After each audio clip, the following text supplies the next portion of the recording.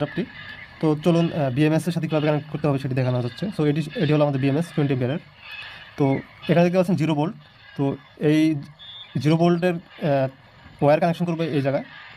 তারপর এই 4.2 volt. So এখান দিয়ে যে লাইনটা বেরোবে সেখানে এই জায়গায় এই 4.2 ভোল্ট করবো, সেট আপ করবো। তো তারপরে দেখতে পাচ্ছেন 8.4 ভোল্ট। তো এখান থেকে নিব 8.4 ভোল্ট এবং সর্বশেষে দেখতে পাচ্ছেন 12 ভোল্ট। সো এটা হলো 12 ভোল্টের লাইন। তো চলুন সোল্ডারিংয়ের কাজ শুরু করে দেওয়া যাক। সোল্ডারিং করার আগে আমি বিএমএসটি এই ব্যাটারির সাথে এভাবে লাগিয়ে নিচ্ছি।